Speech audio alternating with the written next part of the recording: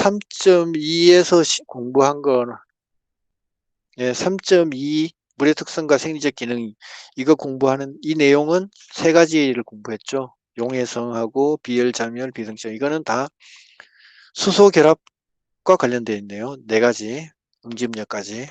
수소 결합, 그것도 특히 극성 공유 결합으로 인해서 강한 수소 결합을 하면서 전하를 띠는 수소 결합을 하게 되면서 이루어지는 여러 가지 현상들, 물이 가지고 있는 독특한 성질, 다른 물질에는 잘 없는 독특한 성질, 물과 같은 성질을 다 가지고 있는 다른 대체물은 없다는 거. 더 강하거나 더 약하거나 아니면 한 가지는 있거나 없거나 이렇지 물하고 똑같은 성질을 가진 그런 물질은 없다는 거. 태양계 안에도 물이 있는 행성이나 위성이 있죠. 뭐, 이오라든지, 타이탄인가, 몇 군데에는 물이 있죠. 화성에도 물이 흘렀던 흔적이 있고, 있지만은 생명체가 있었는지, 현재에도 있는지, 그런 거는 아직 연구 중이라서 알 수가 없죠.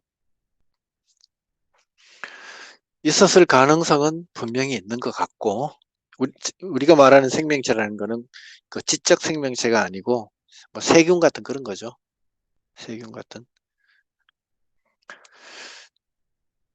다른 우주, 다른 별에 가더라도 생명체가 되려면은 그 원소 주기율표는 그 원소는 어디를 가도 똑같으니까 우주에 어디를 가도 다 똑같아요. 그 원소는.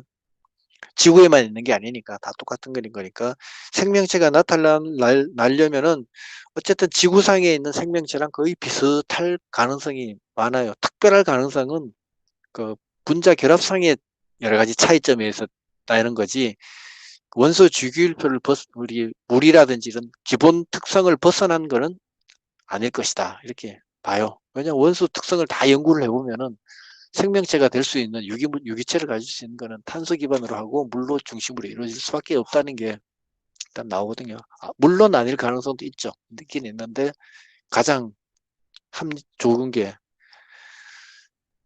물하고 이 유기체, 탄소 기반의 유기체들. 그렇죠? 우리 죽기 전에 외계 생명체를 만날 수 있을까요? 여러분들 그게 피부로 느껴져요? 저 사람이 무슨 소리야? 자, 67쪽 보겠습니다. 자, 이번에는 이런 네 가지 특성을 가지고 또 이루어지는 여러 가지 내용을 보는데 여기서는 이제 3.3부터는 이제 물의 흡수와 이동에 대해서 우리 공부를 해보겠습니다. 물의 이동 방식에는 확산, 삼투, 집단유가 있다. 확산, 삼투는 물 분자의 개별적인 운동이고 집단유는 물이 덩어리째 집단으로 이동하는 거다. 따라서 확산에 의한 이동은 눈에 잘 띄지 않고 집단유는 쉽게 확인할 수 있다. 집단유는 하수구를 통해서 물이 콸콸 흘러가는 거고요. 확산과 삼투는 물 분자 하나하나가 움직이는 거예요. 그러니까 눈에 보이지 않죠? 이 세 가지는 공통점이 있습니다. 바로 수동, 수송이라는 겁니다. 수동, 수송. 수동, 수송. 이건 무슨 말이냐? 수동이라는 건 뭐냐? 에너지 없이도 저절로 일어날 수 있다는 거죠. 어떤 저절로? 자유의 에너지에 의해서 저절로 일어날 수 있다는 그 어떤 원리로? 열역학적 원리로 자연현상으로 일어날 수 있다는 거죠. 자, 다음에 페이지 넘어갔어요. 331 확산과 삼투. 확산, 디퓨전. 확산은 분자들의 운동 에너지에 의해 물질이 임의의 방향으로 이동하는 현상을 말한다. 분자들의 운동 에너지, 움직임은 운동이죠. 운동하는 에너지에 의해서 이동하는 겁니다. 어떤 의도적인 에너지가 아니라는 거예요. 의도하는 에너지, 우리가 몸을 쓴다든가 뭐 휘젓는다든가 다른 말로 ATP를 사용해서 뭘 한다든가 하는 게 아니고 내부 에너지, 이게 뒤에 나오니까 물질 자체가 가지고 있는 에너지에 의해서 운동 에너지에서 움직인다. 물의 확산 속도와 이동 방향은 온도, 압력, 용질, 흡착 표면 등에 의해서 결정이 된다. 온도가 얼마나 높으냐. 온도가 높으면 잘 이동하겠죠. 압력이 세면 잘 이동할 거고, 용질이 많이 녹아 있으면 덜 이동할 거고, 그다음에 흡착 표면이 너무 표면하고 접착력이 강하면은 이동이 잘 안 될 것이고, 그죠? 온도와 압력이 높은 쪽에서 낮은 쪽으로 확산되며 당이나 염류 같은 용질이 첨가되거나 점토처럼 물이 흡착하는 표면을 가진 기질이 있으면 그 방향으로 물이 확산된다. 물을 잘 빨아들일 수 있는 어떤 물질이 있으면 그쪽으로 물이 간다 이거죠. 세포막처럼 물은 투과시키지만 용질은 투과시키지 않는 막을 반투성막이라고 한다. 자, 여기까지 다 초등학교 책에 나오는 거죠. 초등학교 자연책에 나오는 얘기죠. 삼투는 지금까지는 확산을 했고 이제 삼투 아즈모시스는 이 반투성막을 통하여 어느 한쪽으로 수분이 확산되는 현상이다. 자, 여기서 주의하셔야 될 게 물이 확산되는 거예요. 반투성막을 통해서 용질은 통과하지 못하니까, 건더기는 통과하지 못하니까 국물만 확산되는 현상이에요. 삼투는 다른 말로 하면 물의 확산이다 이 뜻이에요. 예를 들면 반투성막을 사이에 두고 순수한 물과 설탕 용액이 놓여 있다면 순수한 물은 설탕 용액 쪽으로 양쪽 수분이 화학 포텐셜이 같아질 때까지 확산해 들어간다. 화학 포텐셜이 같아질 때까지, 다른 말로 하면 화학적인 에너지 평형이 이루어질 때까지 확산해 들어간다 이런 말인데, 이건 나중에 말씀을 드릴게요. 이게 저절로 일어나는 겁니다. 식물의 세포막은 반투성막으로 확산과 삼투가 일어난다. 반투성막이기 때문에 특히 인지질 이중층에서는, 우리 세포 공부할 때 인지질 이중층 공부했습니다. 물의 확산 이동이 일어난다. 삼투 현상으로 물이 세포 안으로 들어가면 그 바깥으로 세포벽이 있기 때문에 압력이 증가한다. 이걸 다른 말로 팽압, 그죠? 세포 벽에 미치는 거는 벽압, 그죠? 자, 우리가 사람의 그 생명체의 세포는 우리가 연력학에서 계를 나눕니다. 계. 그 2학년 1학기 농업생물화학책에 보면 계 나오죠. 계, 주위, 우주 나오죠. 그 잘 아시죠? 공부 다 하셨으니까 우리 32기만 빼고 다 잘 아시죠? 잘 아시죠? 참 마이크 다 꺼놓으셨구나. 자, 계라는 거는 하나의 범주를 얘기하는 거고요. 이 범위, 여기서 여기까지. 우리 한우레라는 개가 있다. 우리 한우레원만 들어가는 개예요. 그죠? 우리 개 하잖아요. 아줌마들 개 많이 하시잖아요. 그죠? 개. 그 개하고는 좀 물론 다르지만. 자, 개.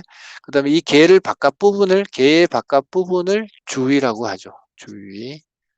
개와 주위를 다 합쳐서 우주라고 하죠. 우주. 우주. 그죠? 우주. 자, 그러면 우리 세포라고 합시다. 개라는 거는 우리가 정하기 나름이에요. 우리 세포를 하나의 개라고 한다면은 세포 바깥은 주위가 될 것이고, 세포와 주위를 다 합친 거는 우주라고 하겠죠. 그죠? 또 황종구다. 황종구가 하나의 개다. 그 황종구가 개면 황종구를 벗어나 나머지는 다 주위고요. 둘 다 합쳐서 우주라 그래요. 이해되죠? 그죠? 개, 주위, 우주.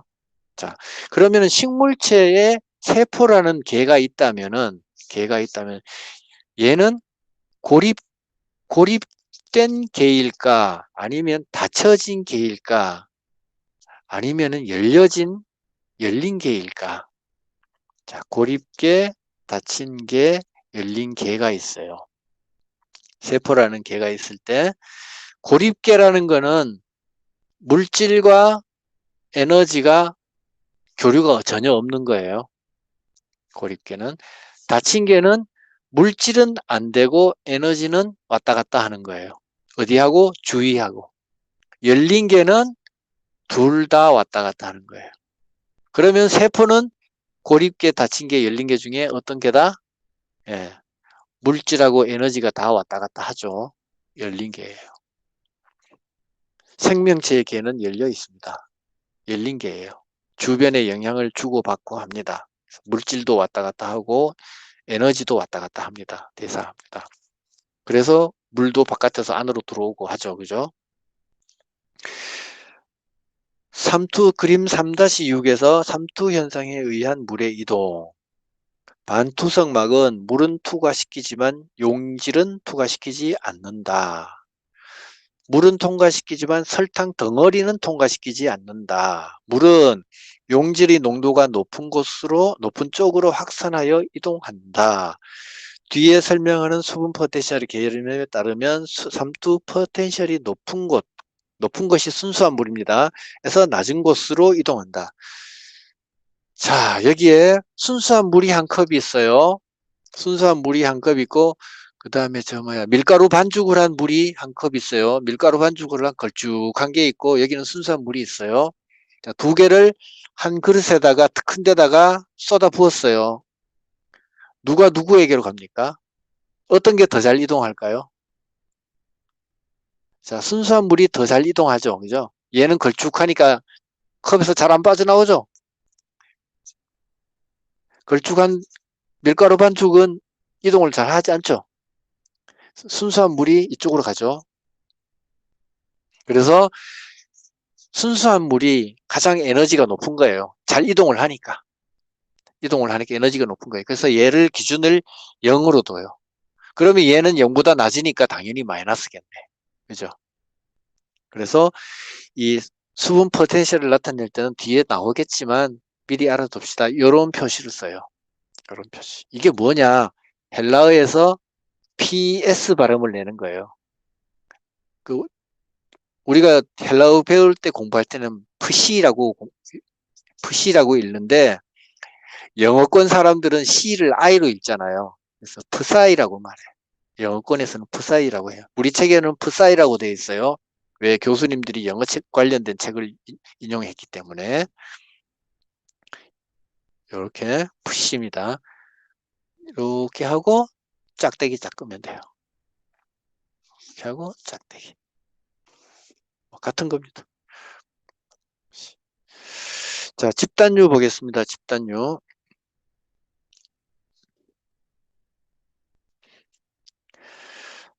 압력 기울기에 따라 물 분자의 집단이 이동하는 것을 집단류라고 한다. 집단류는 어떤 힘이 외부로부터 작용하여 압력 기울기가 발생할 때 일어난다.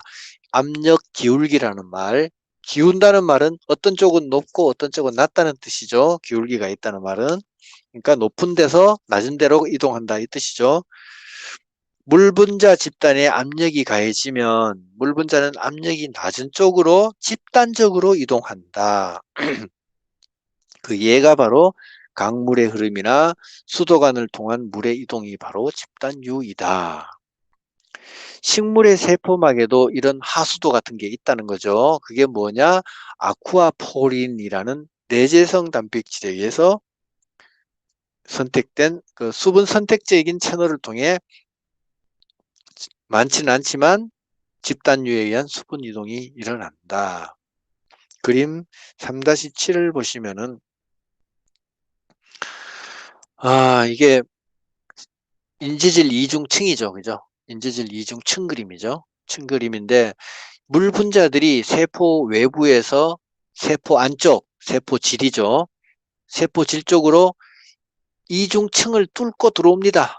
물 분자는 중에서는 작은 편에 속하는 거니까 수소와 산소로 된 작은 거예요. 그렇지만 쉽게 통과하지는 못해요. 왜? 바깥쪽의 인지질층에서 이는 친수성이고 지질 쪽은 소수성이에요. 그죠? 물을 싫어해요. 머리 쪽 동그란 거는 물을 좋아하지만 그래서 좋아한다 그래서 붙어서 안으로 들어왔는데 지질층에서는 물을 싫어하네. 그러니까 잘 스며들질 못해요. 스며들 수는 있지만 그래서 한두 개 이렇게 들어오고 옆에 물구멍이 있습니다. 아쿠아라는 뜻이 물이라는 뜻이죠. 라틴어에서 아쿠아 하면 물이라는 뜻이에요. 뭐 우리 저 수영장이나 물놀이장 가면 아쿠아 어쩌고 저쩌고 이런 거 많죠. 물이라는 뜻이고, 포린이라는 뜻, 구멍이라는 뜻이에요. 그냥 우리말로 하면 물구멍이에요. 물구멍. 이 세포의 인지질층에서 완전히 안쪽으로 단백질층이 다 자리를 차지하고 있어요. 안팎으로. 이런 거를 가지고 내재성 단백질이라 그랬다 그랬죠. 바깥으로만 이렇게 표면에만 있는 것을 표재성 단백질이라 그런다 그랬고, 그죠? 이거는 내재성이죠. 여기에 이제 하수도처럼 구멍이 나 있어요. 또 이쪽으로 물이 한꺼번에 콸콸콸콸 집단유로 들어간다는 겁니다. 그러면 질문. 집단유로 통해서 들어가는 물이 많을까요? 집단유가 아니고 이게 삼투나 확산을 통해서 들어가는 물이 많을까요? 그거는 초창기에는 처음에는 이 물구멍으로 아쿠아포린으로 들어가는 물이 많아요. 많지만은 어느 정도 단계에 가면은 더 이상 늘지 않아요. 왜? 이게 물구멍 숫자가 한계가 있잖아요. 그죠? 무한정이 있는 건 아니잖아요. 근데 네. 삼투나 이런 단순히 확산되는 이런 물은 처음에는 적지만 꾸준해요. 그래서 나중에 어느 정도 선이 가면은 더 많아질 수 있겠죠. 이런 차이가 있겠죠. 그죠? 시간이 가면 갈수록 어떻게 될 것이냐. 그 차이죠. 그 다음에 계속 책을 보겠습니다. 줄기에서도 물관 내 수액의 장력, 그 다음에 정수압 등 압력의 기울기가 원인이 되어 집단유가 일어난다. 장력은 끌어당기는 힘이고 정수압은 뭘까요? 정지한 물의 압력입니다. 정지한 물. 물관 속에서 물이 우리 수돗물 나오듯이 콸콸콸콸 나오는 건 아니에요. 그죠? 속도가 적당히 느려요. 가다가 서기도 정지해 있기도 하고, 그죠? 정지할 때 물이 가지고 있는 압력이에요. 그걸 정수압이라 그래요. 이런 것 때문에 집단유가 일어난다. 식물체에서 수분의 신속한 이동과 원거리 이동은 주로 집단유에서 의해서 일어나며 집단유와 함께 각종 용질 분자가 동시에 이동한다. 자, 그래서 확산과 삼투, 집단유 이 세 가지를 봤는데 이 세 가지는 다 수동수송이다. 수동수송이다. 수동수송. 집단유를 다른 말로 수동수송에는 분류를 해드릴게요. 자, 수동수송에는 단순 확산과 촉진 확산이 있습니다. 촉진 확산. 촉진 확산을 다른 말로 집단유라 그러고 단순 확산을 확산과 삼투 이 두 가지가 있습니다. 확산과 삼투 이 두 가지가 있습니다.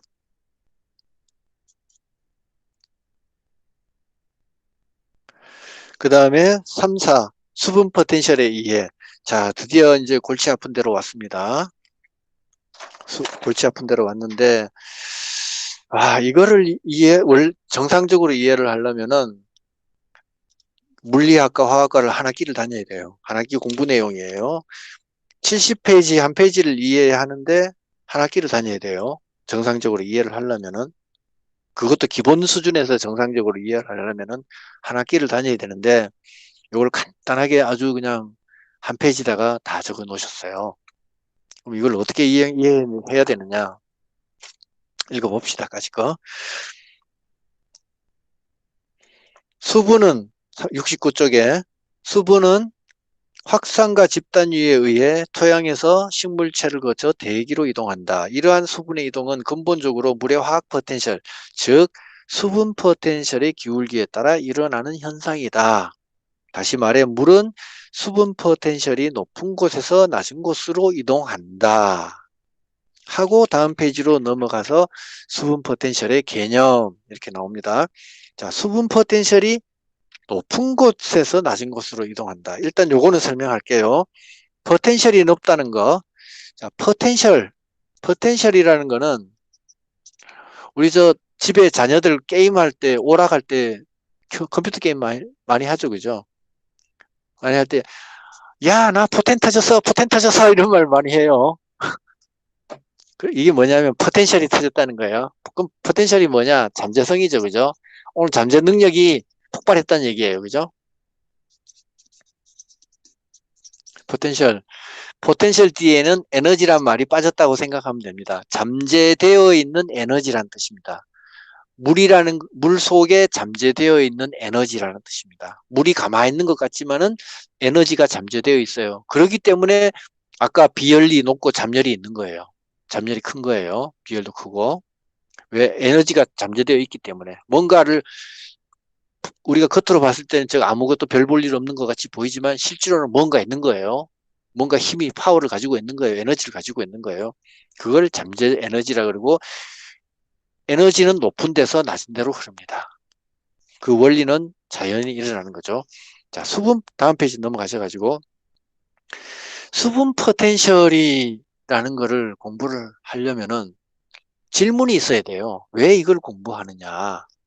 자, 여러분들 우리 사람은 물을 마실 때 어떻게 마십니까?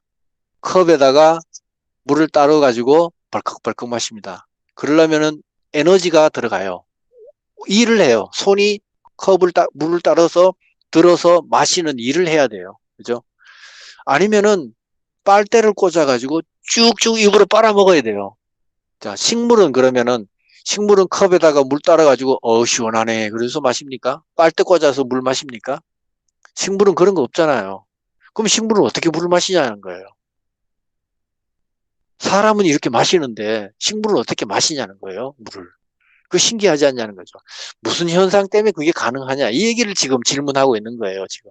이 한 페이지로 그걸 설명하는데 그것도 그냥 할아버지가 그 어린 손자한테 옛날 얘기 해주듯이 설명하는 게 아니고 과학적 원리로 설명해 줘야 되는 거예요. 물리화학적 원리로 설명을 해줘야 되는 거예요. 그걸 한 페이지에다가 아주 그냥 멋지게 써놨어요. 환장하겠어요. 이걸 설명하라고 그러니. 저는 이거를 아마 물리학과 나온 사람도 요 문장만 가지고 설명하라 그러면 못해요. 근데 이제 어쨌든 이 책은 다른 이제 식물 생리학 책을 가지고 이렇게 만든 책이니까 이럴 수밖에 없죠. 그죠? 이럴 수밖에 없는데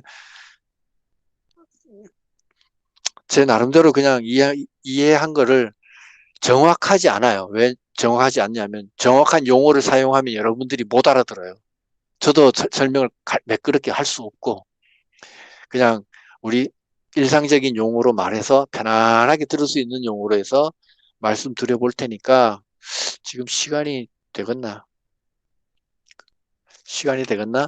자, 일단 여기 수분 포텐셜의 개념만 한번 쭉 보고 오늘은 마치고 다음 시간에 한번 또 할게요. 자, 한번 읽어볼게요. 그냥 첫 달락 한번 읽어볼게요. 여러분들이 이해가 가시는지 한번 보세요.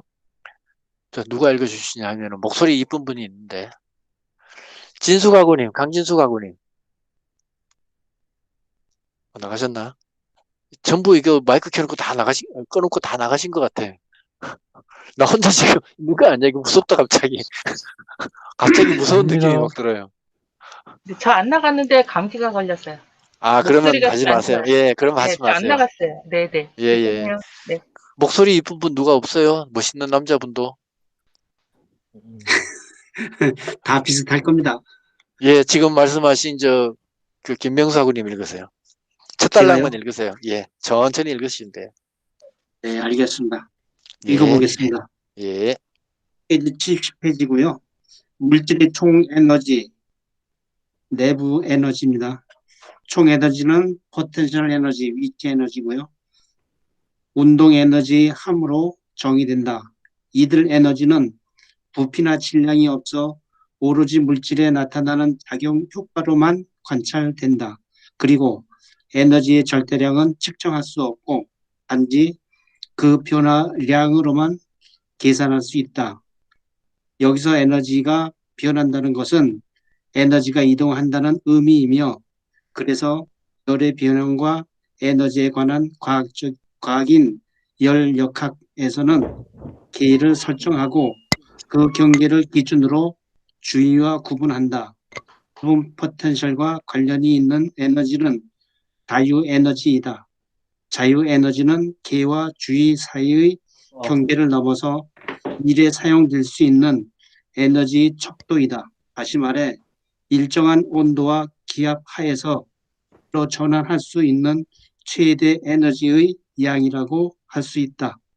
에너지 역시 앞서 언급한 것처럼 그 변화량을 측정하게 되며 단위는 줄, J입니다.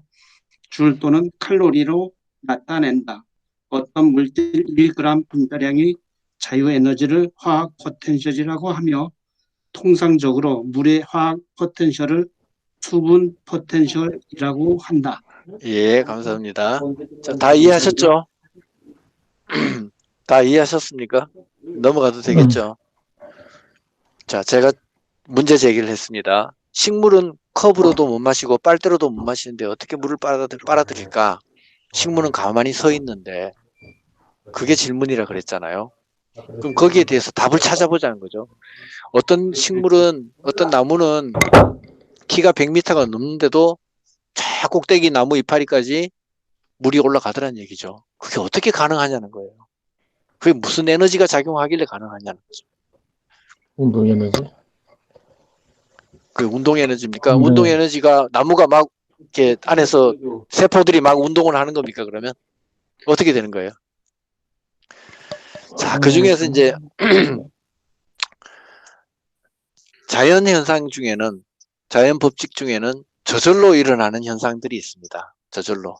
그러니까 다른 말로 하면 자발적으로라고 해요. 자발적으로라고 학술적인 표현으로는 자발적으로라고 표현합니다. 자발적으로 일어나는 현상. 그러니까 자발적으로 일어나는 현상 때문에 나무의 속으로 저절로 물이 들어가는 그런 일이 뭐가 있냐 이 얘기예요. 그걸 찾으면 돼요. 결론은. 자, 그러면은 인간이 에너지에 대해서 그 일과 운동이라는 거, 이 일이라는 건 뭐 직장 나가서 뭐 이렇게 뭐 근무하고 그런 일을 얘기하는 게 아닙니다. 여기서 말하는 일은 어떤 에너지를 통해서 에너지의 어떤 움직임을 통해서 뭔가를 이루어낼 때 그걸 일이라고 합니다. 일이라고 하는데 일과 운동에 대해서 인간이 눈을 뜬 게 과학적으로 그것도 눈을 뜬 게 언제부터냐면 뉴턴 때부터예요. 뉴턴. 이때 에너지 역학을 역학적 에너지라고 말해요. 그 당시에는 뭐냐면은 공을 던졌을 때 공이 슝 날아가는 거, 대포를 꽝 쐈을 때 대포가 슝 날아가서 뭐가 꽝 부딪혀서 파괴가 막 이루어지고 파괴되고 하는 그런 물리적으로 나타나는 외적으로 나타나는 현상들, 거기에 대한 이론을 세운 사람이 뉴턴이에요. 일과 운동, 주로 이쪽 역학적 에너지, 물질 자체가 물질 그 운동이나 이런 것을 연구했고, 그다음에 위치, 뭐 물건을 위에서 딱 떨어뜨렸을 때 중력에 의해서 뭔가 뚝 떨어졌을 때 그 파워가 힘이 얼마나 되느냐, 뭐 이런 거 연구하는 그런 단계였단 말이죠. 그런 단계로 했을 때는 이거를 우리가 식물이 물을 자발적으로 흡수하는 거에 대해서 잘 이해할 수가 없어요. 다만 한 가지 우리 첫 문장에 보시면은 물질의 총 에너지는 포텐셜 에너지와 운동 에너지의 합이다 이렇게 됐습니다. 이거는 옛날 이제 역학적 에너지 혹은 요즘에는 이제 양자 에너지라든지 뭐 이런 측면에서 이거를 얘기하기도 합니다. 하는데 어떤 물질이 있다고 합시다. 수소라는 원자가 있다고 합시다. 수소라는 원자가 있으면 이 원자 자체가 가지고 있는 에너지가 있어요. 그걸 내부 에너지라고 합니다. 그 총 에너지. 이 에너지 속에는 위치 에너지가 있어요. 위치 에너지. 위치 에너지는 뭐냐면은 이 원자 안에도 양성자가 막 움직이는 움직임이 있을 것이고 전자가 움직이는 움직임이 있을 거예요. 이 움직임의 위치에 따라서 궤도가 조금 멀리 떨어져 있느냐 가까이 있느냐에 따라서 에너지가 다 달라요. 이런 것처럼 위치가 있고 이게 움직임에 따른 움직임의 에너지가 있어요. 이 자체적인 에너지 이거를 내부 에너지라 그래요. 이것만 가지고는 우리가 뭘 판단할 수가 없어요. 그리고 이거는 인간이 측정을 할 수가 없어요. 측정을 할 수가 없어요. 왜? 하이젠베르그의 불확정성 원리 때문에 측정을 할 수가 없어요. 측정을 할 수 없고 단지 겉으로 나타나는 현상, 그 현상이 뭐냐? 바로 움직임 변화라는 거예요. 변화. 변화량만 가지고 얼마의 일을 했구나. 뭐 얼마 동안 이동했구나. 이런 걸 측정할 수 있을 뿐이라는 거죠. 이것만 가지고는 그랬을 때 우리가 다 알 수 없구나. 다 알 수 없구나. 물리 현상으로 봤을 때는 뭐 역학적으로 운동 에너지라는 것도 이거를 써봐라. 그리고 위치 에너지는 비슷하니까. 위치 에너지는 조금 비슷한 게 있어요. 뭐냐면은 절벽 위에 바위돌이 있습니다. 바위돌이 바닥으로 뚝 떨어집니다. 떨어지는 거는 중력에 의해서 자발적으로 일어납니다. 자발적. 이 절벽 위에 있을 때 이 돌멩이가 떨어지는 이 에너지가 얼마나 될까? 알 수 없어요. 떨어져 봐야 알아요. 얼마나 될까 할 때 잠재되어 있는 에너지가 있어요. 그걸 포텐셜 에너지라 그래요. 포텐셜 에너지. 다른 말로 위치 에너지라 그러고 이 위치 에너지하고 비슷한 게 탄성 에너지예요. 탄성 에너지 뭐냐면은 활이 있어요. 활이 있으면은 살을 탁 당겨서 화살을 끼워 가지고 당기겠죠. 그죠? 이렇게 쭉 당긴 상태. 에너지가 있는 상태예요. 탁 놓으면 날아가겠죠. 운동이 이루어지겠죠. 용수철. 이걸 쭉 늘어뜨렸어요. 원래의 용수철 길이는 이만큼인데 이만큼 늘어뜨렸어요. 그럼 이걸 용수철을 탁 놓으면은 슉 하면서 이게 날아가겠죠. 일이 일어나겠죠. 그죠? 에너지가 발생되겠죠. 이런 것들은 다 포텐셜 에너지에 속하는 것들입니다. 근데 이것만 가지고 이거는 이제 자발적으로 일어나는 부분이 있어요. 그렇지만 이것만 가지고는 설명을 할 수가 없어요. 식물의 것을. 그래서 할 수 있는 게 뭐냐?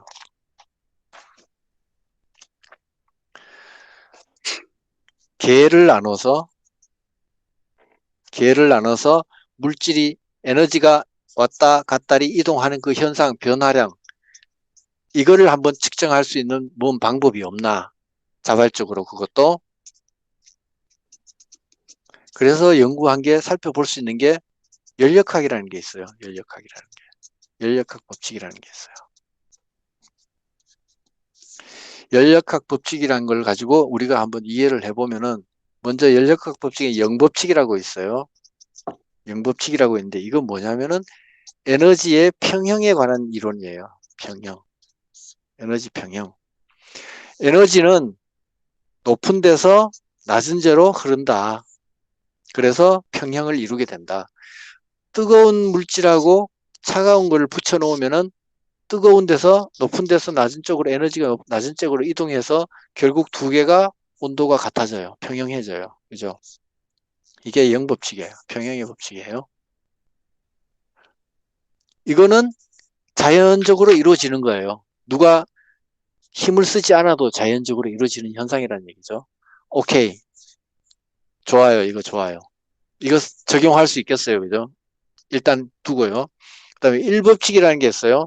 에너지 보존 법칙이에요. 열역학 1법칙은 에너지 보존의 법칙이죠.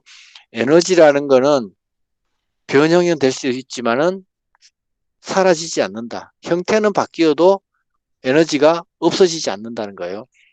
우리가 자동차를 몰고 가면은 기름을 태워서 갔지만 이 에너지가 열 에너지로 바뀌어서 엔진에서 막 움직여서 자동차 바퀴를 가서 바퀴를 굴리는 에너지로 모양이 다 바뀌어요.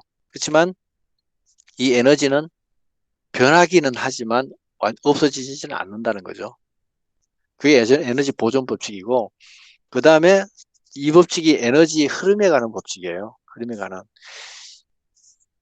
에너지는 질서가 있는 쪽에서 무질서 한쪽으로 흐른다. 에너지는 무질서 쪽으로 흐른다. 다른 말로 하면 이걸 무질서도를 엔트로피라 그러죠. 엔트로피가 높아지는 쪽으로 흐른다. 세상 만사는 물질계는 가만히 두면은 무질서하게 된다 이 얘기예요. 무질서하게. 사람은 건물을 쌓습니다. 벽돌을 한 장 한 장 쌓아갖고 질서를 잡아 나가는 거예요. 인간이 하는 일은 질서를 만드는 겁니다. 건물을 쌓는 것도 벽돌 하나하나 차곡차곡 쌓는 거는 질서를 만드는 거예요. 그 질서가 무너지면 건물이 이루어질 수가 없어요. 그죠? 근데 자연 현상은 자연 속에서는 누가 저절로 벽돌을 쌓지 않아요. 벽돌이 허물어지는 게 자연이에요. 무질서하게 되는 거라는 거죠. 그래서 무질서하게 된다는 거는 결론적으로 나중에 가면은 평형하게 되는 거예요. 완전 바닥까지 간 상태. 더 이상 뭉개질 수 없는 상태. 그때까지 내려가는 게 바로 에너지 무질서의 최종 단계까지 내려가는 거예요. 그게 이제 엔트로피가 증가된다. 그렇게 말을 해요. 그 3법칙은 있는데 이건 안 할게요. 아까 저 절대온도랑 비슷해요. 절대온도 관련된 건데. 그렇다면 이 세 가지 에너지가 높은 데서 낮은 데로 흐르고 질서에서 무질서로 내려가는 자연현상. 에너지 모양은 변하지만은 그 양은 그대로 보존된다는 거. 이 세 가지를 가지고 이해를 해보자 이거죠. 이게 자발성을 가지고 얘기할 수 있는 가장 좋은 방식이에요. 그래서 우리 책에도 열역학에서는 개를 설정하고 어쩌고 저쩌고 이런 말을 하고 있는 겁니다. 여기까지 이해 안 되죠, 그죠? 몇 번 들어야 돼요. 몇 번 들어야 되고. 그래서 결국은 식물이 물을 빨아들이는 거는 자연현상의 자발적 현상이에요. 자발적 현상. 자발적 현상. 자발적 현상은 평형을 이루는 현상이고 무질서해지려는 현상이에요. 무질서해지려는 현상. 이거는 사람이 손을 안 대도 저절로 이루어지는 거란 얘기예요. 자, 이거를 그러면은 수치적으로 계산할 수 있는 방법이 없을까? 그걸 계산할 수 있는 방법이 뭐냐? 찾아보니까 그게 바로 자유에너지라는 거예요. 자유에너지. 이거는 깁스라는 사람이 알아낸 거예요. 물론 깁스 이전에 찾아낸 사람도 있는데 어쨌든 깁스라는 사람이 이 자유에너지라는 개념을 만들고 공식을 또 만들어냈어요. 자유에너지는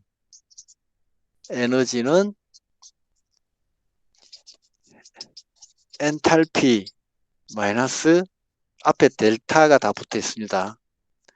그 다음에 온도에다가 델타 엔트로피. 공식으로 이게 하면은 이런 건데요. 뭐냐 하면은 자유에너지예요. 자유에너지, 자유롭게 일을 할 수 있는 에너지예요. 그 자발적 현상을 일으킬 수 있는 에너지예요. 이게. 이 에너지는 엔탈피라는 건 뭐냐면 결국은 내부 에너지예요. 내부 에너지. 물질 자체가 가지고 있는 총 에너지를 말하는 거예요. 이 에너지에다가 T는 온도예요. 온도니까 뺄 거예요. 일단 뺄게요. 그 다음에 엔트로피예요. 엔트로피는 무질서해지는 거죠. 엔탈피는 뭔가를 만들려는 쪽이고 엔트로피는 무질서해지는, 망가뜨리는 쪽이에요.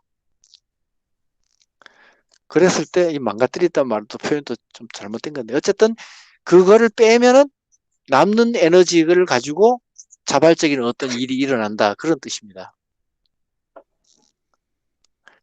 그래서 이 자유 에너지를 가지고 일어나는 현상이 어디 있을까 찾아보니까 그게 여러 가지 포텐셜 에너지에서 그런 현상들이 있다. 주로 포텐셜 에너지는 아까 했던 위치 에너지, 탄성 에너지도 있지만은 이건 일단 접어두고 이건 뭐 역학적 분야니까 두고 전기 포텐셜이라는 게 있고요.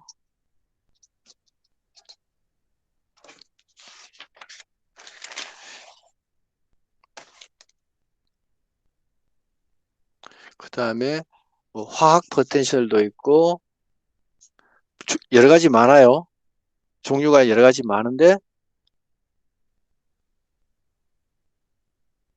그다음에 뭐 자기 포텐셜, 그다음에 벡터 포텐셜 있는데 우리가 눈여겨볼 거는 전기도 아니고 자기도 아니고 벡터 뭐 이런 거 아니에요. 화학 포텐셜이에요. 왜? 물이 움직이는 이동 같은 거는 일종의 화학 작용이기 때문에 화학 포텐셜을 공부하게 되는 거죠. 살펴보게 되는 거죠.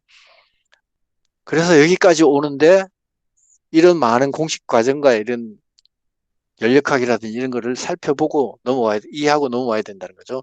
여기까지 결론. 자발적으로 일어나는 자연의 현상이 뭘까? 식물은 식물은 에너지를 써서 동물처럼 물을 마시고 하지 못하는데 어떻게 일어날까? 그건 바로 자연에 있는 자발적 현상이 식물 속에서 그대로 적용되기 때문에 그렇다. 거기에 대한 자발적 현상을 나타낼 수 있는 에너지가 뭐냐? 자유의 에너지다. 그 공식적으로 낼 수 있는 거고, 이런 자유 에너지가 나타나는 곳이 어디냐? 포텐셜 에너지인데, 포텐셜 에너지가 물하고 관련되는 것은 화학 에너지다. 화학 에너지를 물과 직접 연결시키면 그게 바로 수분 포텐셜이다. 물이 가지고 있는 고유 에너지다.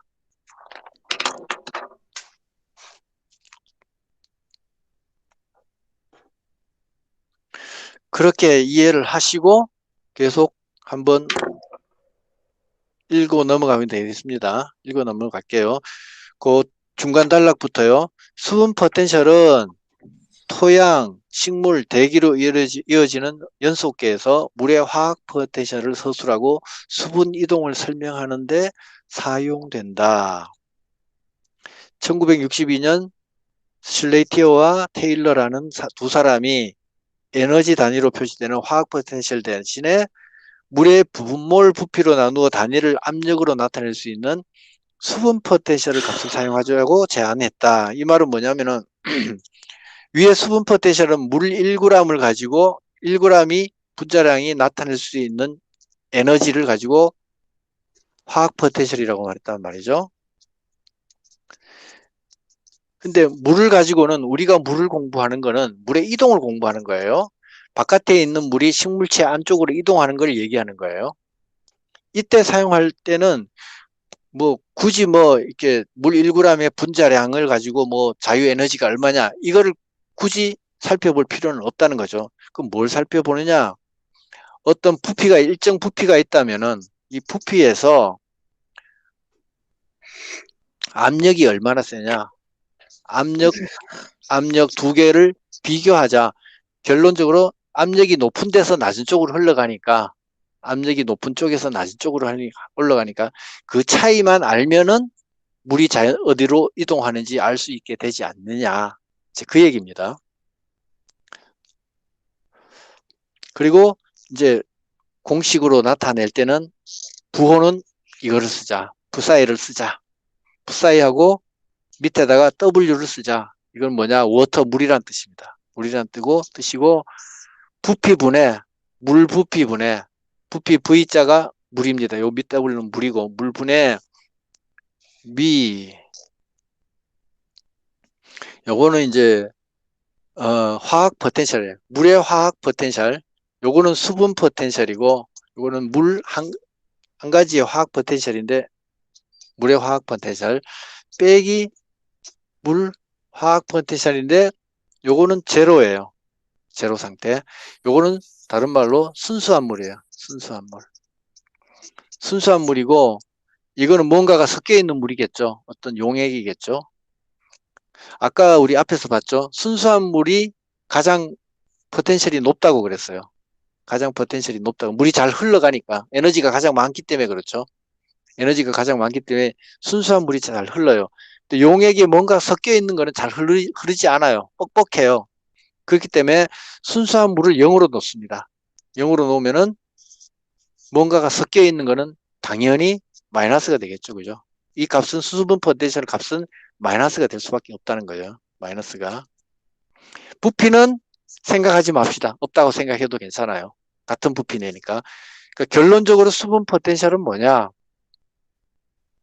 수분 포텐셜은 순수한 물, 용액에 들어있는 물 차이가 어떻게 되느냐에 따라서 정해진다 이거예요. 자, 그러면 계속 읽어볼게요.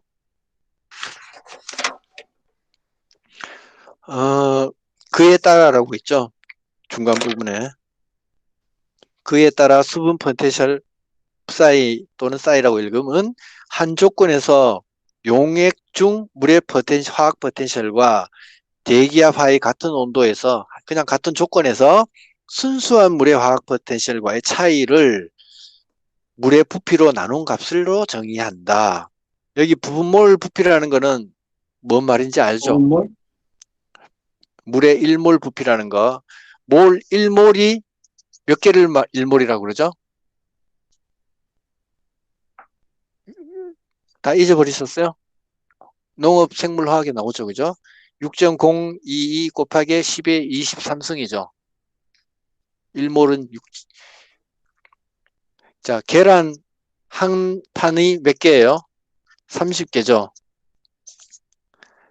계란 한 판 30개. 그 다음에 또 뭐 있지? 연필 한 다스는 12개. 연필 한 다스가 왜 12개예요? 모르죠. 이유는 없어요. 사람들이 습관적으로 하다 보니까 한 다스가 12개 된 거예요. 만들 때 사람이 그렇게 만들다 보니까. 그죠? 마늘 한 접은 몇 개예요? 100개예요. 그죠? 그죠? 이거 아시죠? 그러니까 판, 다스, 접. 그러면 마늘 1몰은 마늘이라 하지 말고 수소 1몰은 6.02 곱하기 10의 23승계예요.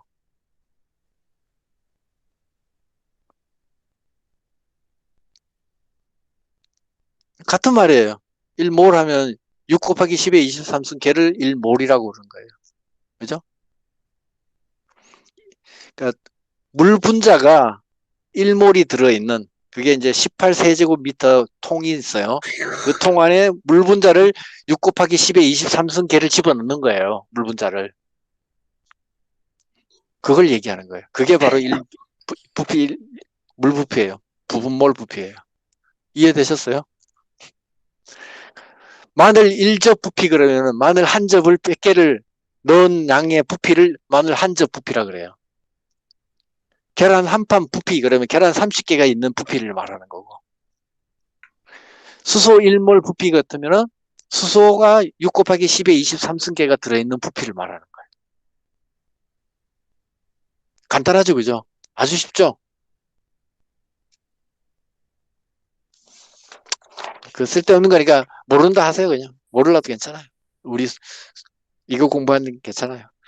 결론은 뭐냐? 수분 포텐셜은 맹물, 그냥 순수한 물, 순수물하고 용액, 어떤 물, 차이, 이 두 개 차이예요. 근데 얘가 순수한 물은 0이에요. 근데 용액은 결론적으로 마이너스가 돼요. 순수한 물이 잘 흐르는데 용액은 잘 안 흐른단 말이죠. 그러면 결론적으로는 답은 마이너스가 될 수밖에 없는 거예요. 그죠? 자, 밑에 마지막 단락 읽어볼게요. 어떤 물질의 화학 포텐셜은 상대적인 값으로 주어진 상태에서 한 물질의 포텐셜과 표준 상태에서 같은 물질의 포텐셜의 차이로 나타낸다. 수분 포텐셜도 그 절대량을 측정할 수가 없어요. 우리가 절대량 에너지, 자유 에너지가 얼마냐 이걸 측정하는 거 아니에요. 아니기 때문에 어떤 기준점을 설정해서 그 기준점을 중심으로 값을 매겨요. 그게 뭐냐? 일기압 등온 상태, 기준 상태에서 순수한 물의 수분 포텐셜을 순수한 물을 0으로 놓고 보는 거예요. 0으로 놓고. 간주하면은 이렇게 되면은 다른 용액들은 모두 마이너스가 된다. 기준이 가장 공부 잘하는 애가 0점이면 다른 애들은 다 마이너스죠. 공부 못하는 애들은. 그죠? 그 얘기예요.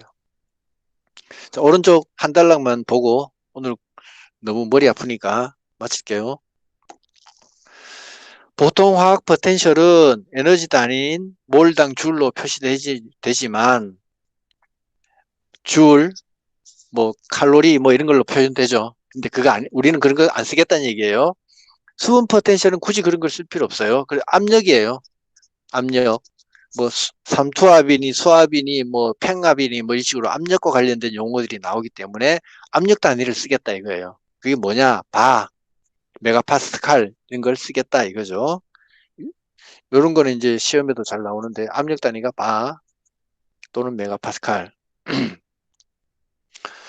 그다음에 괄호 안에 묽은 용액의 삼투압은 용매와 용질의 종류에 관계없이 용질의 몰 농도와 절대 온도에 비례한다는 반트 호프의 법칙을 기억하라.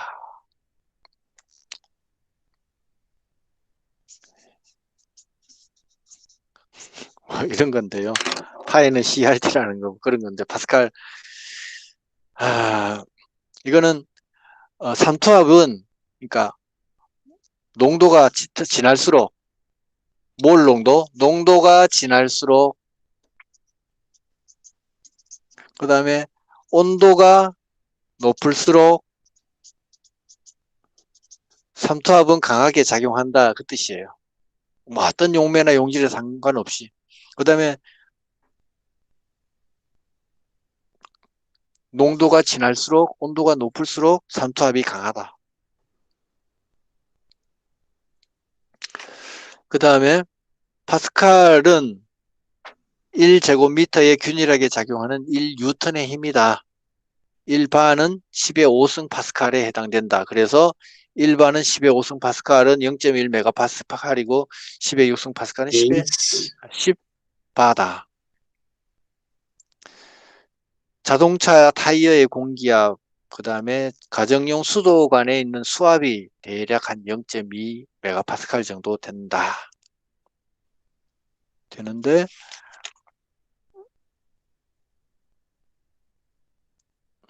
파스칼. 자, 뒤에 페이지 한번 보세요. 뒷페이지에 72쪽에 그림 3-9에 보면은 뭐 붓사이 뭐 이렇게 되어 있고 P는 0, 뭐 붓사이 S는 뭐 마이너스 0.23 뭐 이렇게 되어 있죠. 자동차 타이어가 0.2 정도 된다 그랬어요. 그러니까 기준이 0인데 0보다는 높다는 뜻이죠. 기준이 0이니까 그죠? 0보다 높다는 더 빵빵하게 넣는다는 뜻이고 마이너스라는 거는 0보다 밑에다는 뜻이고. 자, 일단은 다 이해는 잘 못하셨겠지만은 집에 가셔가 뭐 하여튼 혼자 계실 때 한번 천천히 읽어보세요. 무슨 말인가. 그 여기서 책에는 안 나와 있지만 핵심은 그거예요. 식물은 컵이나 빨대를 사용하지 않는다. 그런데 어떻게 물이 저렇게 흘러 들어갈까? 그건 바로 자유의 에너지 때문이다. 포텐셜 에너지 때문이다. 화학적으로 어떤 물과 어떤 물이 서로 작용을 했을 때 평형을 이루기 위해서 높은 쪽에서 낮은 쪽으로 가는 이 자연 현상이 식물 속에도 그대로 적용된다. 바깥에 순수한 물이 있는데 식물체는 순수하지 않죠. 식물체의 세포는 안에 용매가 뭔가가 많이 섞여 있죠. 그러면 식물의 막은 삼투막이기 때문에 바깥에 있는 물이 수분 포텐셜이 높은 쪽에서 수분 포텐셜이 낮은 세포 쪽으로 자연스럽게 흘러 들어가죠. 이 원리를 말하는 겁니다. 이걸 설명하려고 이렇게 쓸데없는 거를 말해야 되는 거예요. 그게 바로 과학이에요. 엄마 나 배고파. 엄마 나 밥 먹을 거야. 배가 고프니까 밥 먹지. 여기까지만 하면 초등학생 어린애고요. 왜 배가 고플까? 그걸 과학적으로 설명할 수 있는 거. 그게 이제 우리가 하는 공부죠. 자, 오늘 공부하신 것 중에서 뭐 특별히 뭐 막히는 부분이나 이런 거 다 막혔나? 제가 뭐 90, 70페이지는 제가 좀 길게 설명을 드리려다가 간단하게 했어요. 어차피 해도 별 볼 일 없을 것 같고.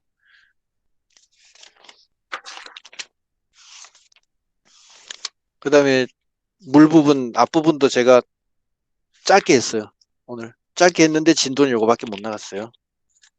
자세하게 하면은 더 나갈 수 있죠. 근데 상식, 기초 공부가 다 되어 있는 상태라면은 오히려 더 빨리 나갈 수 있어요. 오히려.